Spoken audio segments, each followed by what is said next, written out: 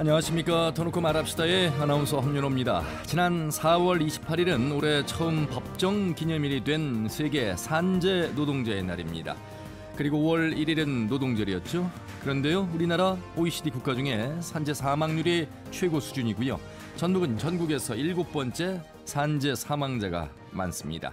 최근엔 전주 지역 제지공장 2곳에서 사고가 발생했고 노동자들이 목숨을 잃거나 크게 다쳤습니다.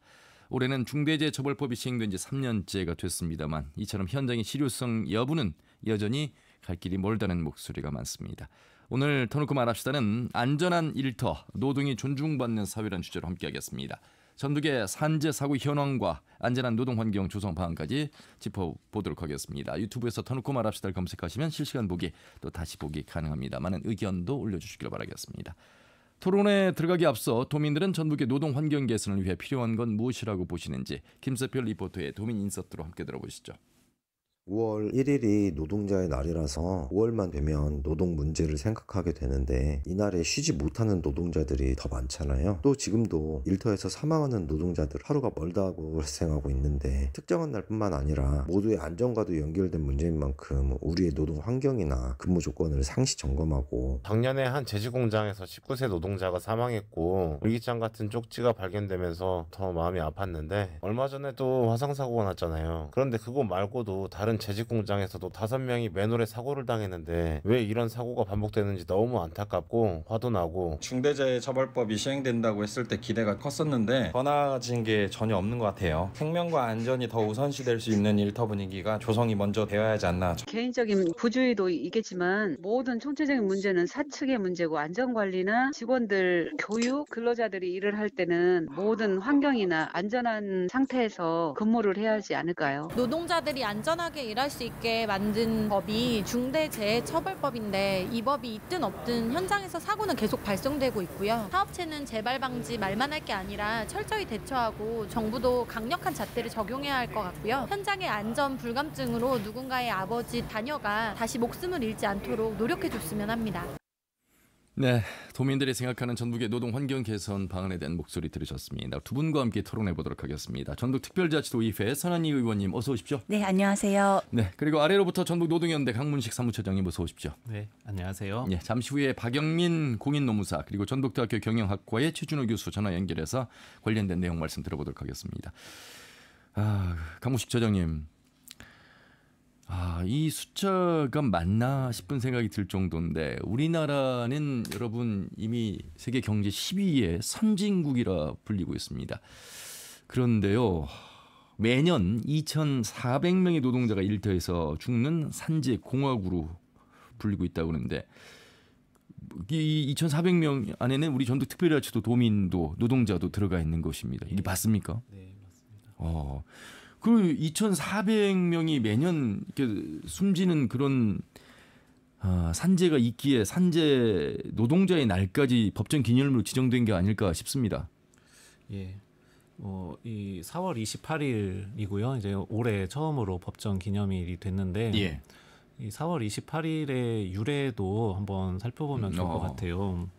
1993년 있었던 일입니다. 그해 4월이었고 태국의 인형 만드는 공장에서 화재 사건이 있었는데 문이 잠겨 있어서 그 공장 안에서 일하던 분들이 한 180명 넘게 그 안에서 이제 화재로 숨졌거든요. 문을 그러니까 누군가는 잠근 거예요. 그렇죠? 네, 그 문을 잠궈 놓고 일을 시켰어요. 예. 왜냐하면 인형을 가져갈까봐. 그 인형이 이제 그 심슨 가족이라고 아시죠? 예. 그 유명한 이제 캐릭터잖아요. 그 캐릭터 인형이었고.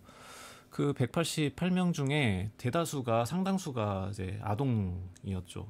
그러니까 이게 어떤 거냐면 선진국에서, 그러니까 예를 들면 미국에서 심슨 그 캐릭터 인형을 아이에게 가지고 아이가 이제 그 인형을 가지고 놀기 위해서 어디선가는 그 나이대 이제 아이들이 일을 하다가 화재로 목숨을 잃은 거죠. 예. 그걸 이제 다시 추모하고 기리기 위해서 4월 28일을 그런 추모의 날로 정했었고 우리나라도 2002년부터 해마다 그렇게 민주노총을 중심으로 그날을 노동자 건강권 쟁취의 달 4월을 그렇게 정하고 그런 추모 행사를 해왔었습니다. 예. 잠시 후에 또 우리 지역의 산재 이야기도 전해드리겠습니다만 이런 의미를 되새기면서 안전한 일터가 우선시돼야 되고 그에 관련된 이제 조례라든지 법의 개정이 필요하다는 의미의 이야기를 나눠야 될 텐데 그런 의미에서 본다면 선한희 의원님 전주시의원을 2번 하셨고 이제 도의원 하고 계시는데 그 당시에도 이미 위험의 외주화에 대한 문제 제기를 하셨고요. 근로환경 실태조사의 필요성도 계속 주장해오고 계시고 지금도 오늘 시작 전에 그런 말씀하셨어요. 정의당이나 진보당 의원이 아닌 민주당 의원이 나와서 이 노동 관련된 의제를 말씀하신다 그래서 개인적으로 또 많이 준비하시고 뿌듯하시다는 말씀 들으셨는데 더 많은 의원들의 이 문제의식, 이 실태 파악이 좀 더 돼야 될 것 같아요. 네, 사실 이제 노동 문제에 대해서는 저희 지자체나 의회에서도 사실 그렇게 관심을 갖는 분야가 아닌 건 너무 안타깝게 생각을 하고요. 이전에도 사실 제가 이 문제를 관심 갖게 됐던 건 말씀하신 대로 저는 20대 의원을 시작했기 때문에 여기서 사실 사망하는 많은 분들이 대부분 청년들이었어요. 그러니까 2016년도에 구의역의 사고, 그렇죠. 그때 당시에도 청년, 특히 예. 이때는 하청의 문제가 좀 불거졌고요. 그다음에 그 청년 노동자 김용균 씨도 맞습니다. 24세셨고요. 그러면서 그때 위험의 외주화 문제로 이제 하청 문제에 대한 문제 제기를 좀 하면서 이게 굉장히 중요한 문제고 현재도 24년도 기준으로 봐도 전국 조선소 노동자 사망자 28명 중 원청이 1명, 하청이 23명, 그리고 신원 미상이 4명으로 사망자 비중이 하청업체 근로자가 굉장히 높은 지표가 또 나왔는데요. 예. 저는 사실 그 당시에 이제 제가 5분 발언을 하면서 이런 문제 제기를 했지만 지금까지 현실이 더 나아졌냐 하면 정말 더 안타깝게 느껴지는 건 2023년도에 안전보건공단에서 발표한 자료를 보면요. 예. 저희 산업재해 사망사고 현황이 전국 평균의 0.39%입니다. 그런데 전북은 0.69%인데요. 이건 강원도가 0.71%로 1위이고 예. 2위가 전북이 0.69%인 겁니다. 굉장히 심각하게 산재 사망 사고가 발생하고 있고 저희도 매년 30건 정도가 발생하는데 올해는 벌써 현재까지만 해도 9분의 사망 사고가 있었습니다. 예. 네. 그 지난해 전북의 노동 산재 사망자를 보니까 32명으로 나왔어요. 네, 약간 차이가 있을 수 있는데요. 예. 저는 이제 23년도가 34건, 24년도가 35건으로 더 많군요. 그러니까. 네, 증가하고 있는 추세를 예. 확인하고 있습니다. 예. 네. 올해도 지금 5월, 이제 6월로 넘어가고 있는데 네. 벌써 9분이나 돌아가셨고 네. 저희가 뉴스를 통해서 계속 그 산재에 관련된 뉴스는 전해드리고 있는데 더 이상 발생하지 않아야 되는데 작년, 재작년 수치로 보면 남아있는 올해 일터에서도 산재 사망자가 나올 수 있는 그런 수치가 네, 그렇습니다. 있다는 얘기입니다. 자, 지난 4월 부안으로 가보겠습니다. 그리고 전주에 아파트 외벽에 매달려 작업하던 2명이 떨어져 목숨을 잃었고요. 그리고 무국적 우리 노동자였던 19 청년 또 숨진 전주 한 제지공장에서 최근에 3명 전신 화상 그 이외에도 제지공장에서 맨홀 청소 작업 중에 유독가스로 2명 숨졌고 3명 치료 중이고 이게 지금 다 전북에 일어난 현황입니다. 강무식 차장님. 예. 뭐 이게 뭐 작년에만 보더라도 리사이클링 타운이라는 어떤 공공 시설이죠. 거기에서도 폭발 사고가 발생해서 노동자가 목숨을 잃었었고요. 아까 의원님께서 말씀해 주셨지만 그러니까 전북의 사망 사고 만인율 그러니까 10,000명당 몇 명이 사망했는가 그게 그 만인율이 전북이 거의 뭐 전국 최고 수준이에요. 그렇네요. 작년에도 최고였었고 이게 뭐 최근의 문제가 아니라 오래전부터 최고 수준을 계속 뭐 해마다 이어져 왔고 예.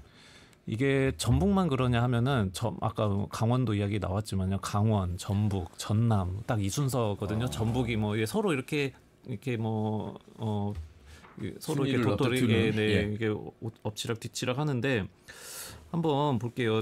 이게 이제 구조적인 한번 이게 그러면 그 지역만 더 뭐 안전 불감증이 심하냐 이런 문제라기보다도 예. 구조적인 문제를 한번 보면 우리 지역 내 총생산 그러니까 GRDP 딱 순서랑 똑같아요. 전북, 강원, 전남 그러면은 과연 이 지역들이 어떤 그 산업 구조를 가지고 있고 노동시장 구조가 어떻냐 이것도 같이 묶어서 그렇네요. 보자면은 예. 전남, 강원, 전북 강원, 전남 이곳들이 비정규직 비율도 높아요. 네, 높은 곳이에요. 그 예. 통계청 경제활동 인구조사나 이런 거 보면은 전북이 그 전국 평균이 한 38% 되거든요. 전북은 44.7%입니다.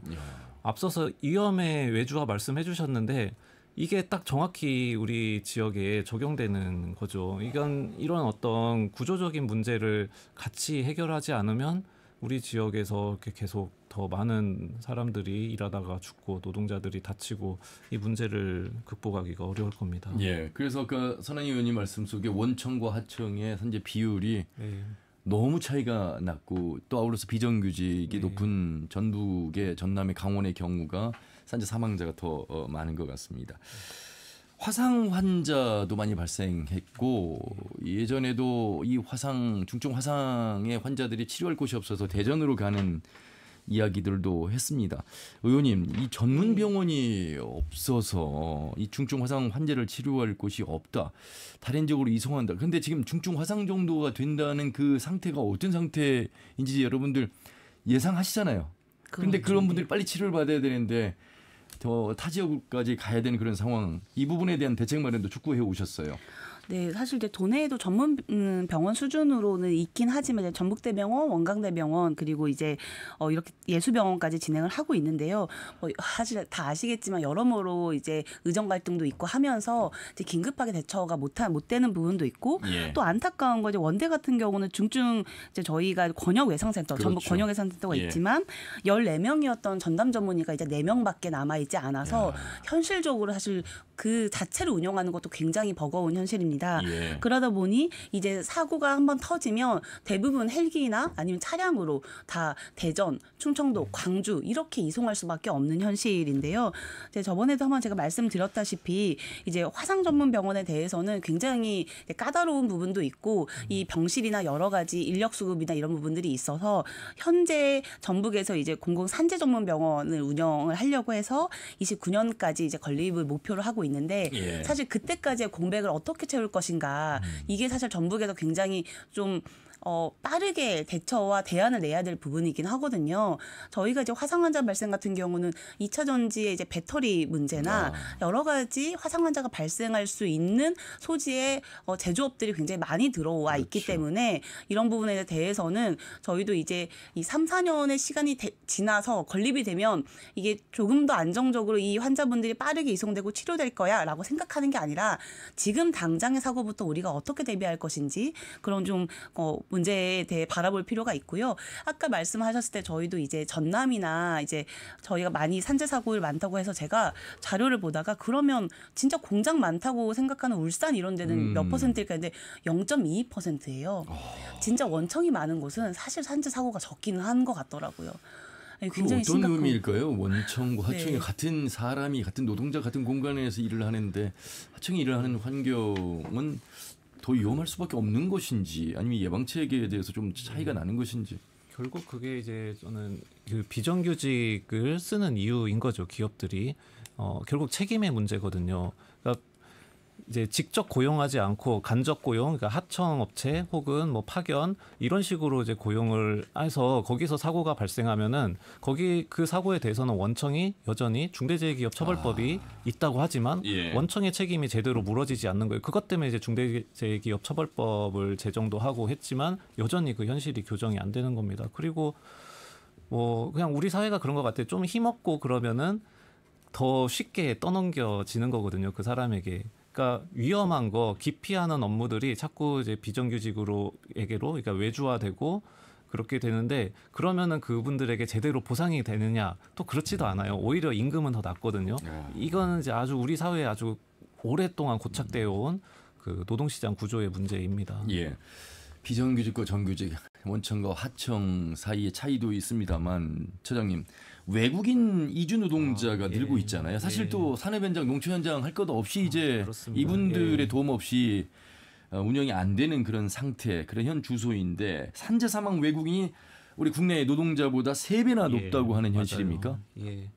그래서 또 요즘에는 위험의 외주화를 넘어서 위험의 이주화라고까지 이제 표현을 합니다. 그러니까 이제 외국인들이 이런 위험 업무에 대해서 아무래도 이제 꺼리거나 아니면 또 어떤 안전 대책들을 요구하면은 예. 그거를 회피하려고 아예 이제 더 자기 권리를 주장하기 어려운 이주 노동자들에게 맡기는 거죠. 그래서 뭐 작년만 보더라도 우리 지역 사회에 많은 이슈가 됐었던 11월에 김제 특장차 공장에서 그렇죠. 그러니까 예, 우리 그 지역 특화비자로 일했던 청년 노동자가 사망했었고, 뭐 작년 12월에 또 완주 돼지 농장에서 중독으로 사망했고, 올해 5월에도 김제 돈사에서 또 탱크에 빠져서 또 중독 사고 발생했었어요. 이주 노동자. 예. 뭐 이렇게 알려진 사건은 근데 아마 정말 극히 일부분일 겁니다. 대부분은 사망 사고가 발생해도 그냥 넘어가는 거고요, 묻혀서. 그리고 또 이주 노동자들이 산재 신청 자체를 엄두 내기가 어려워요.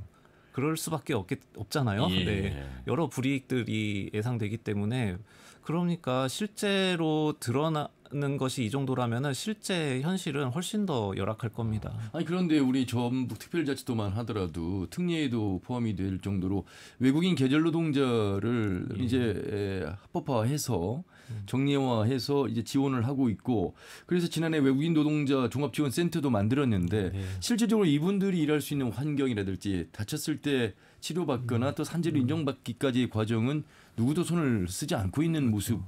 저는 뭐 과연 모니터링이라도 제대로 되고 있느냐, 이분들이. 그러니까 가장 단적으로 이분들이 그 또 논란이 됐던 것 중에 대표적인 게 이번에 컨테이너 숙소 문제 있잖아요. 그렇죠. 우리 지역도 이제 마찬가지거든요.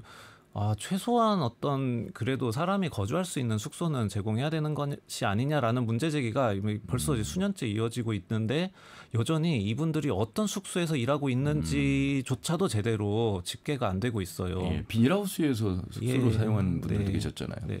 그러니까 이게 현실이 열악하다도 문제지만 제대로 집계 자체가 안 되고 있기 때문에 통계로 잡히지 않는 거죠. 이분들의 현실에 대해서는. 그거는 어떻게 보면 좀 행정 당국의 노력 여하에 따라서 충분히 개선될 수 있는 부분이니까, 현실이라도 이게 파악이 돼야 그래야 대책이 수립이 되는 건데 그런 노력 자체가 지금 거의 없습니다. 김제 특장차 말씀하셨는데 고 강태원 씨 사연이 전국에 알려졌습니다. 미등록 이주 아동의 현안에 대해서 그래서 우리 선한이 의원님께서 계속해서 이제 강조하고 짚어주고 있는데, 이 땅에 참 잘 정착해서 가정을 이루고 싶었던 고 강태원 씨의 꿈이 산업재해로 한순간 사라져 버렸습니다. 이런 부분들 우리가 대책을 많이 마련해야 될 것 같습니다. 네, 사실 이제 미등록 이주 아동은 그나마 좀 다행이라고 생각하는 건 법무부가 한시적으로 이제 2028년까지 연장은 했지만, 이것마저도 사실은 굉장히 임시적 조치이기 때문에 이 상설화에 대해서는 근본적인 대책이 좀 필요하고요. 이제 여러모로 이제 외국인 이주 노동자들에 대해서 어떻게 할 것인가, 그리고 어떻게 지원책을 마련할 것인가 보면, 지금의 지원책에 대한 저의 고민은 굉장히 당사자 중심이 너무 빠져 있다. 그러니까 이게 그 당사자분들의 필요와 아니면 정말 이런 내용에 대한 고민이 없이 한국의 문화를 먼저 가르치고 그 역사를 가르치고 이런 방식인 거예요. 그래서 저는 지금 외국인 노동자 지원센터도 있지만 여기서 몇 개 국어를 상담을 하는지 이런 부분 되게 중요하거든요. 근데 현재는 베트남, 네팔, 미얀마, 영어 이 정도로 좀 운영하고 있고요. 이제 이 언어가 왜 중요하냐면, 현장에서 결국 교육을 하면 그들의 모국어로 교육했을 때 가장 이제 안전 교육이 잘 이루어질 수 있는데, 그런 부분에 대한 또 필요한 거죠. 예를 들어 현장에 나가면 지게차 끼임 사고나 공사장 추락 사고 이런 부분에 대한 안내가 모국어로 잘 안내되는 부분들이 굉장히 필요할 것 같은데, 이제 이런 부분에 대한 좀 고민이 아직은 좀 미비한 것 같습니다.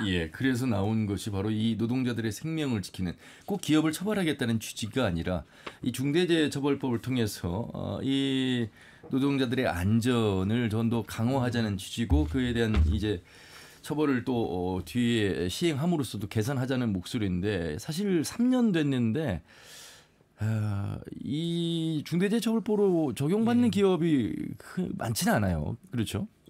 많지 않았는데요.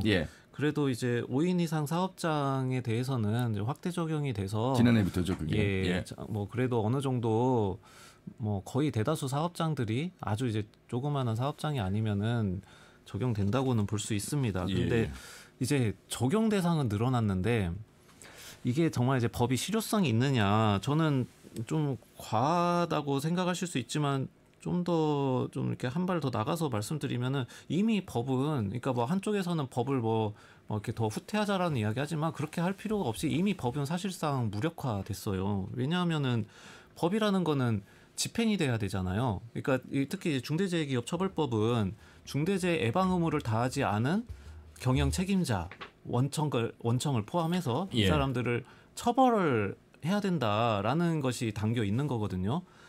그런데 작년 10월 기준으로 보면은 그때까지 이제 법 시행 이후에 작년 10월까지 법 적용 대상 사망 사고죠. 그러니까 중대재해 발생한 게 469건이었어요. 그런데 그 중에 기소된 것은 60건밖에 안 됐습니다.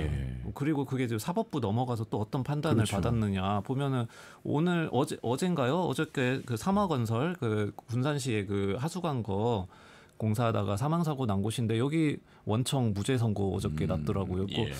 과연 이게 법이 제대로 작동할 수 있는 상황이냐 지금 전혀 작동하지 않고 있다. 네, 그런 거죠.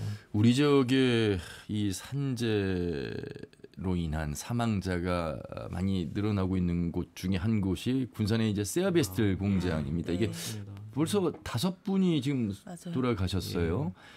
그런데 이 법정 공방 이 지금 어떻게 진행이 되고 있는 거예요? 산재 이게 중대재해처벌법 적용 대상인데. 중대재해기업처벌법 적용 대상이고 그래서 올해 2월에 기소가 됐고 지금 뭐 공판이 진행되고 있는 것 같습니다. 근데 방금 말씀해주신 이 중대재해기업처벌법 적용 그 사건은 2023년도에 발생했거든요. 그리고 2022년도에도 연달아 일하다가 돌아가셨고, 그러니까 2022년부터 2023년까지 사건들이 발생했던 건데 그러면 올해 2월에 기소가 됐어요. 몇 년이에요? 그러면 최소한 2년에서 3년 사이 시간이 흘렀네요.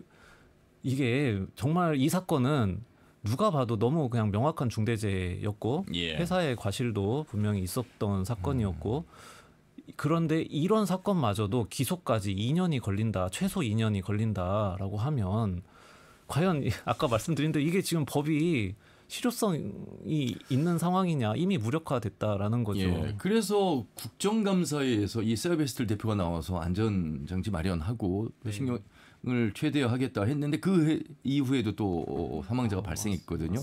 선한 의원님, 이 동일 사업장에서 이런 사망사고가 계속 반복되는 건 분명 이 문제가 있고 대책 마련해야 되지 않겠습니까?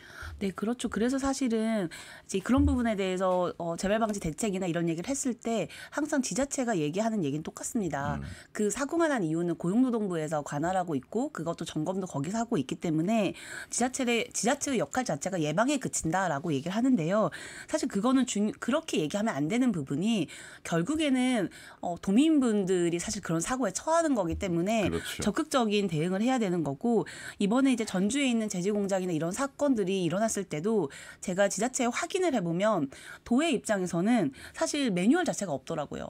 사고가 발생하면 인지하고 어느 팀이 나가고 이 부분이 전혀 없어서 기업을 이제 뭐 지원하는 팀이 나가야 되는지 아니면 실제 이제 노동 관련한 이제 노사 협력 팀이 나가야 되는지 이런 부분에 대해서도 서로 갈등이 좀 있었어요. 그러니까 이럴 정도로 지금 우리가 도청에서 이 업무 자체가 아예 없었다는 거죠. 그 정도라면. 그래서 이 매뉴얼에 대한 것도 굉장히 필요하다는 생각이 좀 들었고요. 여전히 예방이 목표다. 우리는 예방밖에 할 수 있는 게 없다라고 얘기하는 부분에 있어서 이번에는 이게 계속 산재 사고가 난다면 사실은 기업하기 좋은 도시 만들고 싶다고 하면서 전반적으로는 계속 사람들이 이렇게 다치거나 사망사고가 일어나는 것에서 어떻게 기업하기 좋은 도시가 되겠습니까? 도에서도 이런 부분에는 TF 팀을 꾸리든지 아니면 적극적으로 대응할 수 있는 조직 체계 마련이 정말 필요하다고 좀 생각이 듭니다. 처장님, 이 중대재해처벌법에 적용이 되는 기업의 대표뿐만 아니라 그 지역의 자치단체장도 처벌 대상이 되나요? 그러지는 않습니다. 이제 그런데 책임은 단체장에게 책임이 가는 거는 단체장이 사용자로서 사용자 지위에 있을 때. 그래서 그거는 이제 기업이랑 똑같이 지방자치단체 단체장도 그 중대재해기업처벌법에 적용 대상이 되는 겁니다. 자, 중대재해처벌법 시행 효과가 미비하기 때문에 처벌보다 예방에 초점을 더 맞춰야 한다, 이런 주장도 있는데 어떻게 보세요? 이 법이 애초에 처벌과 예방이 서로 대립하는 관점은 아니어야 된다고 저는 생각을 하거든요. 그러니까 그런데 이제 산업안전보건법이 대단히 많은 내용들을 담고 있습니다. 산업안전보건법에서 이미 어떤 예방 조치를 해야 되는지 상세한 설명들이 있는데 법이 있음에도 그러니까 뭐 중대재해기업처벌법 이전에 산업안전보건법이 이미 좀 형식적으로 되어버렸죠. 그러니까 무력화된 거죠. 예. 그런 현실이 뭐 수십 년째 이어져 오다 보니까 이게 예방을 강조하기 위해서라도 처벌이 필요하다라는 어떤 사회적 합의가 있었던 거거든요. 예. 그래서 여기까지 왔는데 문제는 처벌도 안 되고 그렇다고 예방이 더 잘 되고 있느냐 하면은 제가 이거는 이제 이전 그 윤석열 정부의 문제이기도 합니다. 윤석열 정부 시기에 고용노동부가 어떤 식의 정책을 폈냐면은 감독 행정을 축소를 했어요. 그러니까 고용노동부의 대단히 강력한 권한 중에 하나가 감독이거든요. 사업장에 나가서 감독을 할 수 있는 권한은 특별사법경찰로서 고용노동부 근로감독관에게만 부여되어 있는 겁니다. 그건 지자체도 없는 거고 중앙정부이기 때문에 고용노동부가 갖고 있는 건데 그거를 고용노동부가 감독을 축소를 하고 대신에 노사 자율로 알아서 점검을 해서 해라라고 정책을 폈어요. 이러니 될 리가 없죠. 예방도 될 리가 없는 겁니다. 이렇게 하면. 자, 오늘 덜고 말합시다. 안전한 일터 노동이 존중받는 사회라는 주제로 함께하고 있습니다. 아래로부터 전북 노동연대 강문식 사무처장 그리고 전북특별자치도의회 선한희 의원과 함께하고 있는데요. 이번엔 민주노총 전북본부의 박영민 공인노무사를 전화 연결해서 말씀을 듣도록 하겠습니다. 함께 들어주시죠. 자, 노무사님 안녕하세요. 네, 안녕하세요. 예, 수고 많으십니다. 앞에서 우리 서 의원님과 강문식 처장님 말씀을 통해서 전북의 현 주소도 살펴봤는데요. 이 노무사님들이 많은 역할을 하고 계시는데 일단 노무사님이 본 우리 지역의 사고의 현황 유형을 좀 말씀해 주시면 이해하는 데 도움이 많이 될 것 같습니다. 네, 우선 그 대한민국 전체에서 중대재해 사고 사망자 수가 2023년도에 598명이었고 2024년도에 589명으로 그 전년 대비가 소폭 좀 감소했습니다. 그런데 질병을 포함해서 전체 사망자 수가 2,098명이거든요.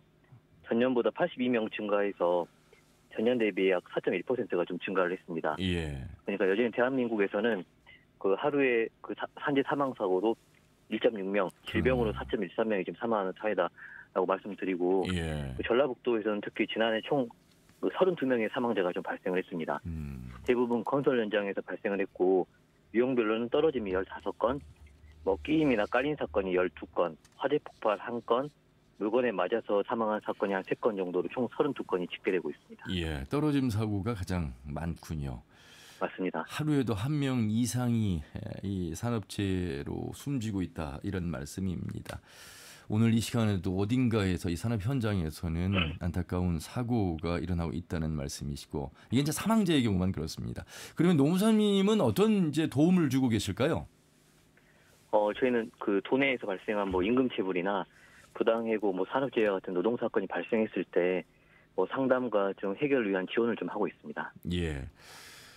중대재해처벌법 시행한 지 벌써 3년이 됐고요. 그럼에도 불구하고 많은 노동자들이 일터에서 말씀하신 대로 사망하고 있습니다. 실제로 이 처벌로 이어지는 경우가 그렇게 많지 않다. 우리 강문식 처장님도 말씀하셨는데 재판이 진행 중인 사건 극히 일부라고 들었습니다. 이 관련해서 좀 말씀 들어보도록 하겠습니다. 말씀하신 대로 그 중처법이 시행되기 벌써 3년인데 그 2025년도 4월 달까지 선고된 사건은 총 35건이거든요. 그중에 실형이 5건이고 집행유예가 26건, 그리고 무죄가 3건이었습니다.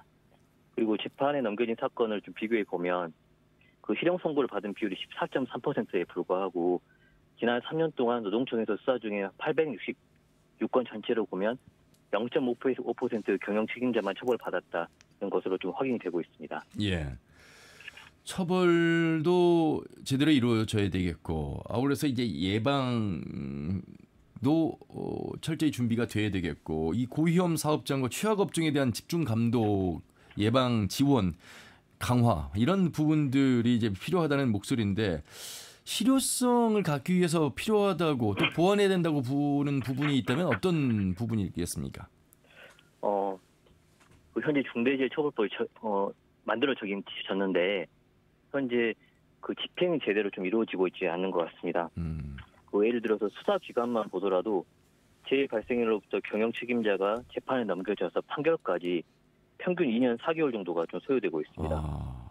예, 중첩법 시행 초기에는 좀 기소가 빨랐는데 시간이 흐를수록 또 여론의 관심이 적어질수록 그 수사 기간이 늘어나고 있는 부분이 있고요.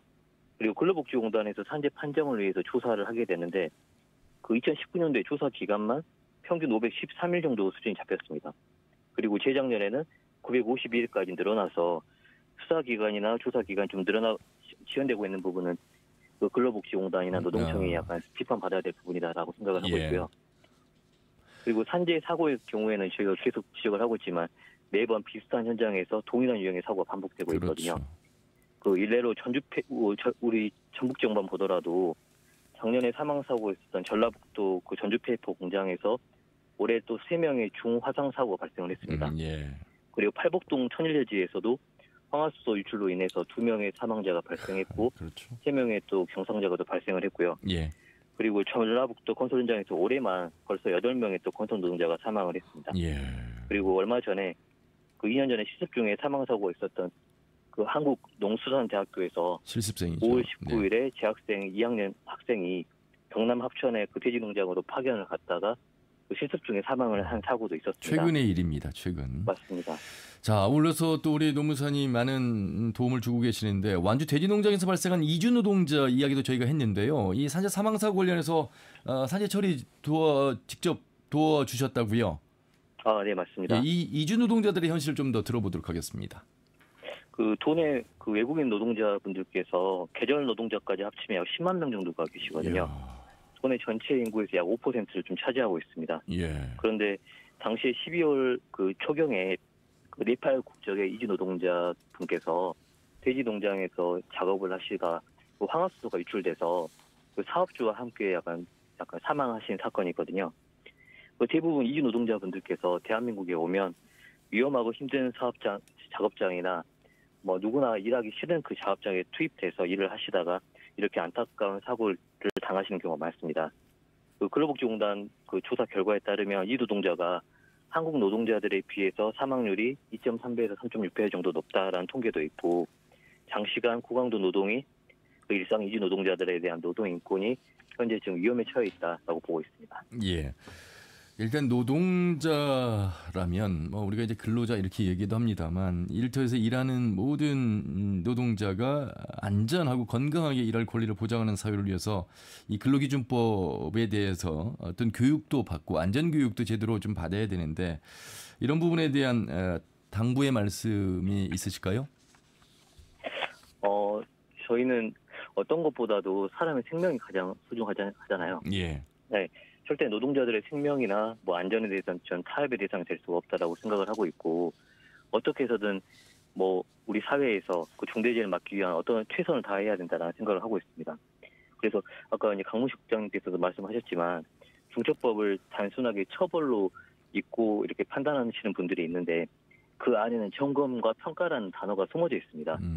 그 점검과 평가를 제대로 이행하지 않는 사업주나 경영 책임자에 대해서 엄중하게 처벌하겠다라는 것이 중첩법의 목적이다라고 좀 보시면 될 것 같고 그에 따라서 뭐 귀찮거나 뭐 시간이 든다거나 비용이 든다고 하더라도 그 점검과 평가가 중대재해를 막을 수 있는 좀 지름길이다라는 좀 말씀드리고요. 그리고 아까 통계적으로 이미 그 제조업이나 건설 현장에서 그리고 30인 미만 사업장에서 사고 발생 비율이 이미 높다는 것이 입증되었는데도 우리 도내에서 동일한 유형의 사고가 반복되고 있는 부분은 우리가 좀 반성해야 되는 부분이라고 생각을 하고 있고 이에 대해서 지방자치단체나 노동청, 근로복지공단, 법원도 마찬가지입니다. 처벌을 좀 더 강화하고 여기에 대한 지도 점검을 좀 더 확실하게 해야 된다라고 생각을 합니다.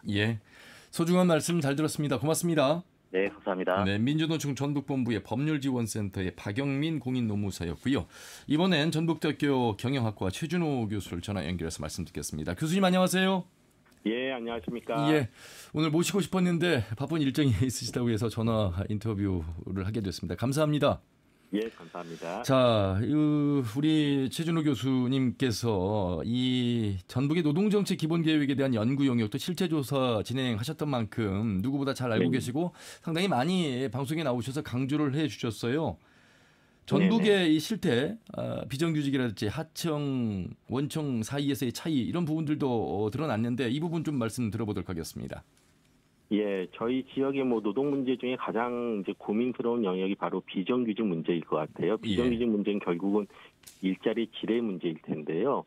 그러니까 2022년 기준으로 지역별 비정규직 규모를 살펴보면은 전북이 정규직이 55.9%, 비정규직이 44%, 전국 평균보다도 굉장히 높은 수준이고요. 예. 강원도 다음으로 두 번째로 높은 수준입니다. 그런데요. 근데 이것이 작년 기준으로 해도 강원도나 전남에 이어서 세 번째로 높은 수준이었고 작년에는 42.6%였거든요. 예. 이 비정규직 문제가 사실은 일자리 질을 좀 심각하게 하는 문제로 대두되고 있는 것이죠. 예. 비정규직이 많다. 이거를 이제 여러 가지 각도에서 해석을 하게 될 텐데 이분들이 근로 조건들을 살펴봤을 때 고용보험이나 산재보험 가입률도 높지는 않을 것 같은데요. 어떻습니까? 당연합니다. 뭐 이제 비정규직이 그 높은 이유가 저희 지역이 예. 특히 이제 사업체의 영세성 때문이라고도 볼 수 있는 거거든요. 그렇군요. 특히 10인 미만, 뭐 50인 미만 영세 소기업 비중이 다른 지역보다 굉장히 높기 때문에 당연히 이제 그런 사업장에서는 고용보험이나 산재보험 가입률도 낮은 거죠. 그리고 이제 영세 기업체의 입장에서는 일종의 이제 안전관리자를 별도로 채용하기도 굉장히 어렵고 안전관리 시스템이나 장비를 구비하는 것도 좀 부담이 되기 때문에 사업장의 안전관리가 잘 되지 않는 측면도 분명히 있는 것이죠. 예.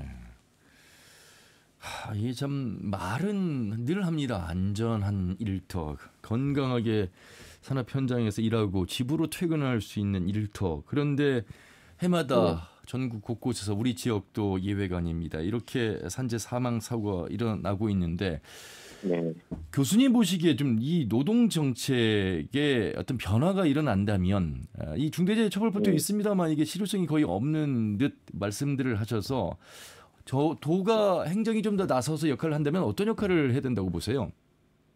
그러게 우선적으로는 저는 그 산업 안전 관련해서는 저희 지역이 어쨌든 다른 지역에 비해서도 굉장히 산업 안전 사고가 좀 많이 나고 있는 편이고 뭐 일부 좀 줄어들기도 했었어요. 2022년도에는. 그런데 또 최근에 다시 이제 늘어나고 있는데 이 문제에 대해서 조금 더 심각하게 좀 받아들여야 되지 않을까라는 생각을 좀 해봅니다. 그러니까 산업 안전뿐만 아니라 노동정책 전반에 대해서 저는 전라북도가 큰 의지를 갖고 있다고 보여지지가 않아요.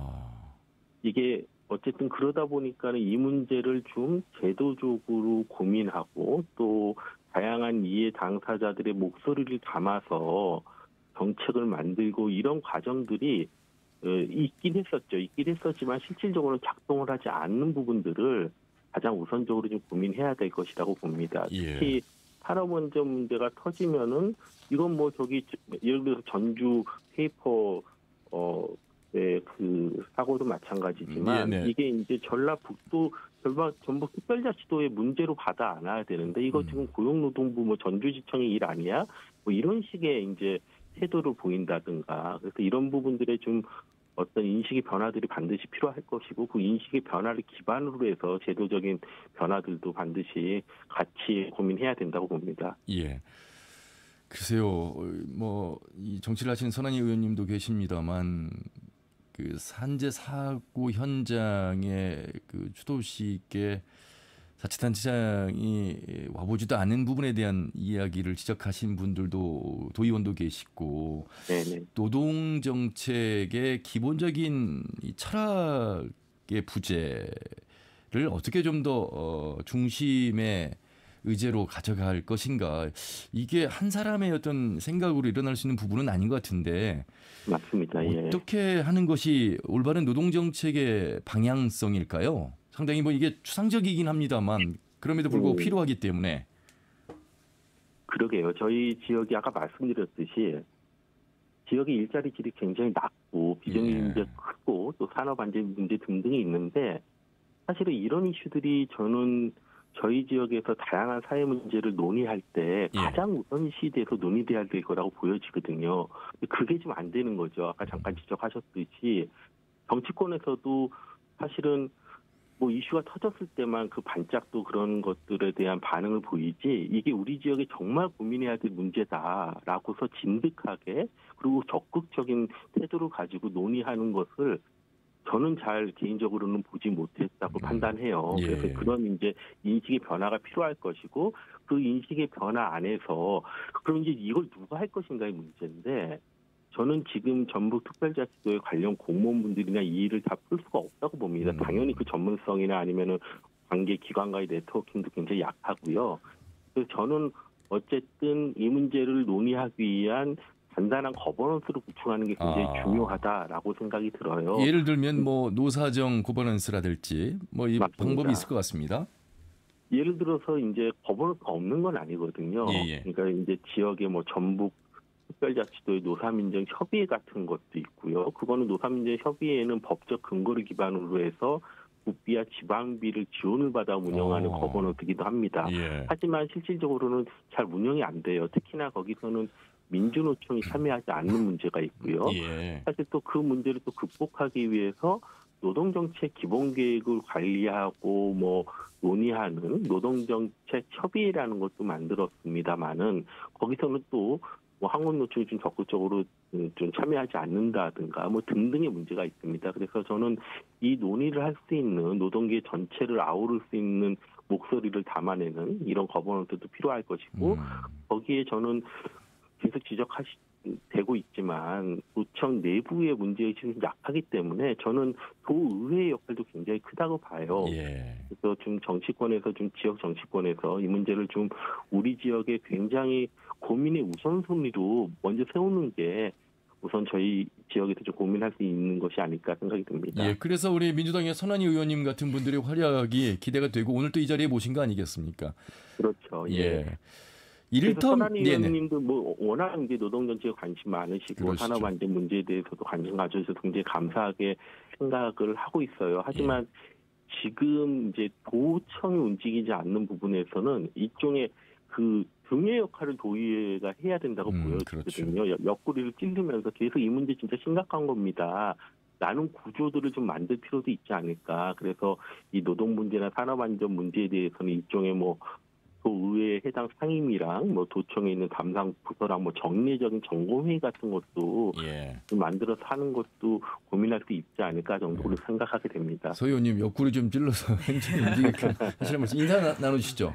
네, 안녕하세요 교수님. 제가 오늘 하신 말씀 여러 번 주셨는데요. 제가 좀 명심하고 또 올해에는 그래도 좀 어떻게든 좀 활발하게 움직이는 소식을 좀 들려드리고 싶고 또 말씀하신 게 기본 계획을 정말 잘 세워주셨는데 실제 도에서 실행되는 과제와 목표가 없다는 점에 대해서 뭐 저도 너무 잘 알고 있는 내용이어서 지금 이제 저번에 말씀드린 거와 같이 좀 이제 상의드렸던 것처럼 어쨌든 조례를 좀 움직이는 실질적 제도가 있는 조례로 어쨌든 개정을 통해서 저희가 여러모로 노동정책 관련해가지고 그나마 도에서 목소리가 낼 수 있는 분위기를 좀 환기시킬 수 있도록 열심히 노력하겠습니다, 교수님. 네, 의원님 감사드리고요. 그 노동정책 기본계획에 많은 과제들이 제출이 됐어요. 24~25가지의 과제들이 제출이 됐는데 저는 사실은 그 과제 다 하는 건 무리라고 봐요, 현실적으로. 그래서 저는 지금 그 안에서도 정말 필요한 거, 지금 논의하고 있는 산업 안전 문제라든가 뭐 비정규직 문제라든가 그 두세 개의 과제라도 좀 집중적으로 선별을 해서 이거라도 좀 우리가 제대로 해보자. 그리고 그 경험을 우리 지역사회에서 쌓는 것도 굉장히 중요한 일일 거라고 생각이 듭니다. 예, 교수님 지금 뭐 대선 전국이고 87년 민주화 이후에 정치의 민주화는 자리를 잡은 듯하나 우리 일상 속에서의 또 직장 내에서의 어떤 의식의 민주화는 아직 멀다. 준비해야 될 게 더 많다. 그런 가운데 우리 교수님 일터 민주주의 도입을 필요성을 말씀하셔서 상당히 이게 가슴에 와닿거든요. 네네. 예, 이 부분 좀 더 들어보도록 하겠습니다. 일터 민주주의라는 거는 결국 이제 민주주의라는 게 무엇일까라고 봤을 때 저는 아주 단순하게 얘기하면은 목소리가 없는 분들한테 목소리를 주는 거라고 보거든요. 그러니까 우리나라에서 이제 87년 6월 항쟁의 정치 민주주의는 무엇이었을까? 정치적으로 목소리가 없는 분들, 국민들, 일반 대중들한테 목소리를 준 거잖아요. 그렇죠. 문제는 그것이 이제 우리 공장이나 사업장으로 들어올 때 민주주의가 그 앞에서 멈춰버린다는 거죠. 아하, 그래서 우리가 일하는 곳에서는 우리가 일하는 방식이나 내 임금이나 근로 조건에 대해서는 적극적으로 목소리를 낼 수 있는 구조가 안 생기는 거죠. 예. 그나마 이제 그 역할을 하는 것이 노동조합인데 노동조합이 2024년 12월 기준으로 조직률이 13%입니다. 아. 무슨 얘기냐면 87%의 노동자들은 목소리가 없다는 거거든요. 예. 이 문제를 우리가 이제 어떤 식으로 접근을 해야 될 것인가에 대한 고민도 저는 이번에 뭐 촛불광자, 비세혁명 무슨 많은 얘기를 하고 있는데 결국 그 과정에서 대중들이 원하는 거는 바로 그런 것이라고 봐요. 예. 그래서 저는 이제 뭐 이렇게 뭐 어떻게 표현할 때 제가 가끔 이제 그 응원봉은 든 손에다 정말 마이크를 쥐어줘야 된다. 앞으로 예. 우리 사회가 제대로 굴러가기 위해서는 이런 말씀도 드리는데 일터 안에서의 일하는 사람들이 목소리를 어떻게 낼 것인가에 대한 적극적인 고민이 필요하지 않을까. 예를 들어서 유럽에 있는 다수의 국가에서는 사업장 안에서 노동이사제 같은 거를 도입해서 운영하거든요. 예. 이사회 안에 노동자들이 대표를 뽑아가지고 거기서 이제 발언권을 얻고 그리고 거기서 논의되는 정보를 같이 공유하고 이런 식의 접근도 우리 좀 적극적으로 한번 고민해 볼 수 있지 않을까라는 생각이 듭니다. 예. 마치 사업주와 이 노동조합, 노동자는 마치 가는 길이 다른 사람들처럼 그렇죠. 보이지만 실제 그렇지 않고요. 말씀하신 대로 그렇죠. 일터 현장에서 이 노동자들의 참여 의사가 실행이 되고 그 결정 과정에 참여가 가능하게끔 만든다면 그 회사는 더욱더 성장하고 번성하지 않겠습니까? 그럼요. 예. 바로 이제 지금 말씀하셨던 그런 문제의식 때문에 사실은 유럽에 있는 국가에서 중요한 결정을 할 때 들어와서 같이 논의합시다라고 초대를 하는 거거든요. 예. 노동자분들은. 근데 우리 사회는 경영진이 뭐 중요한 의사결정을 하거나 이런 걸 할 때 뭐 거기 일하시는 분들이 감히 여기 와서 같이 논의할 수 있어? 이런 식의 일종의 인식들이 있다고 저는 보고 예. 있어요. 그래서 사실은 그거는 인식의 문제이기 때문에 사실 바꾸기 참 어려운데 일종의 제도적인 틀로라도 조금 이렇게 그 물꼬를 틀 수 있는 것들을 고민할 필요는 있다고 봅니다. 예. 저도 이 KBS 민주노총 언론노조의 KBS 전주 지부장도 해봤습니다만 네네. 사실 이게 회사를 생각하는 이 노동자들의 마음과 이 경영주의 마음이 서로 맞닿아 있는 곳이 분명히 있는데 이게 거기까지 가기가 쉽지 않고 그럼에도 불구하고 협업이라고 하는 것이 늘 참여하면서 대화하고 나누고 조금씩 좁혀가는 그런 과정이 시작이 되지 않을까 거기서부터 출발이 되지 않을까 이런 생각을 좀 해보게 됐는데 오늘 최준호 교수님께서 굉장히 중요한 말씀을 해주셨어요. 그래서 네. 많은 분들이 공감하실 것 같습니다. 네. 자 바쁘신데 말씀해 주셔서 감사합니다. 여기까지 듣도록 하겠습니다. 고맙습니다. 예, 다음 기회에 또 인사드리겠습니다. 예. 감사합니다. 네네, 고맙습니다. 자, 전북의 노동환경 개선을 위해 최선을 다하고 있는 전북대학교 경영학과 최준호 교수님과 말씀을 나눠봤습니다. 서 의원님, 의회의 어떤 책임을 묻는 것이 아니라 의회가 행정이 움직일 수 있게끔 더 해라. 물론 열심히 또 하고 계십니다만.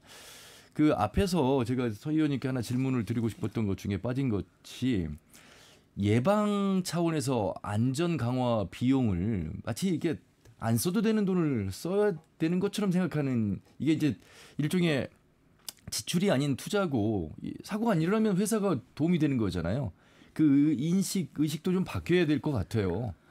네. 사실 이게 중소기업분들 통계를 내봐도요. 한 43% 이상이 전부 다 이 비용에 대한 부담을 느끼고 있다고 이제 답을 예. 합니다. 근데 사실 이게 한번 산재 사고가 일어나면 이 기업이 얼마나 이 복구 비용이 들어가지 100배가 들어가지 1000배가 들어가지 알 그렇죠. 수가 없는 상황이고 보이지 않는 손해도 사실은 굉장히 막대할 텐데요. 이미지 실추와 후속 조치 등의 실질적 리스크가 발생할 텐데도 결국엔 지금 당장의 투자를 좀 거부하는 굉장히 부담으로 느끼는 게 있습니다. 이런 부분에 있어서는 사실 안전한 일터가 되는 게 노동자에게도 권리일 수 있지만 동시에 기업에겐 경쟁력이 될 수 있는 부분이어서 이제 사회의 지속 가능성을 위해서라도 기업은 적극적으로 이런 부분을 투자하는 게 장기적 투자의 관점으로 봐야 되는데 사실 이제 왜냐하면 굉장히 많은 기술이 도입되면서 이 사고를 예방할 수 있는 부분들에 대해서 훨씬 더 저희가 좀 적극적으로 대처도 가능하거든요. 예. 근데 여전히 좀 아직도의 일터는 굉장히 노동 환경조차 좋지 않다라는 좀 생각이 듭니다. 그렇죠. 이 부분에 있어서 있어서는 사실 여러 가지 산재 사고에 대해서 결국엔 노동 환경이 핵심이다라는 걸 좀 기업주분들도 잘 고민하셔서 저는 그래서 이제 이전에도 도에서 보면 기업들이 R&D 비용하고 이 안전의 문제에 투자하는 비용을 굉장히 보조금 형태로 많이 생각을 하시는 경향이 있거든요. 그러면 저는 오히려 이런 부분에 대해서 만약 도가 선투자를 하면 산재가 일어났을 때 그 다음 보조금이나 아니면 그 다음 투자 정책에 대해서 그러네. 제재를 가하는 방식으로 좀 해서 안전 문제를 강화했으면 좋겠습니다. 예. 그래서 저희가 지금 이런 주제에 관련해서도 말씀을 드리고 있습니다만 언론 보도가 상당히 중요한 역할을 하고 있다는 조사가 나왔습니다. 민주노총 경남본부가 중대재해 현황과 예방과 처벌에 있어 언론이 미친 영향 토론회를 가졌는데 이 처장님 요 상당히 의미가 있습니다. 예, 뭐 조선업이 대단히 중대재해가 많이 발생하는 업종입니다. 대표적인 업종이에요. 사실 조선업이 우리가 막 제조업이라고 생각하지만 건설이랑 똑같아요. 예. 아주 커다란 규모의 건축을 하는 거기 때문에요.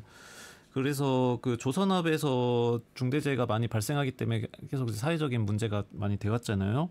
작년 1월부터 5월까지 조선업 중심으로 중대재해 발생률이 한 42.3%였다라고 그 민주노총 경남본부에서 조사했더니 그랬습니다. 결과가. 그런데 그리고 언론 보도가 많이 증가하고 사회적 관심이 모였던 거죠. 그래서 그 5월부터 그 같은 해 9월에 하나오션에서 이제 중대재해가 발생했는데 그 9월 그 발생하기 전까지는 중대재해가 발생하지 않았더라. 이제 이런 조사 결과를 낸 거예요. 매년 반복되던 중대재해가 왜 그 기간에 줄었을까? 그거는 어쨌든 사회적 관심이 그 시기에 집중되었기 때문이다. 이제 이걸로 볼 수 있다라는 거였죠. 저는 대단히 이제 시적절한 그런 지적이라고 그 어떤 발표라고 생각을 합니다. 서 의원님 또 이제 오늘 방송 끝나면 돌아가셔서 의원으로서의 또 역할을 하실 텐데 요 노동정책이라든지 또 취약 노동자를 지원할 지방조례에 대한 뭐 재개정이 필요하다는 말씀, 또 많은 의원들과의 공감대 형성, 그리고 행정에서 이 부분에 대한 관심을 실행할 수 있도록 계속해서 이제 옆구리를 찔러야 한다는 말씀이셨는데 어떤 계획 갖고 계세요?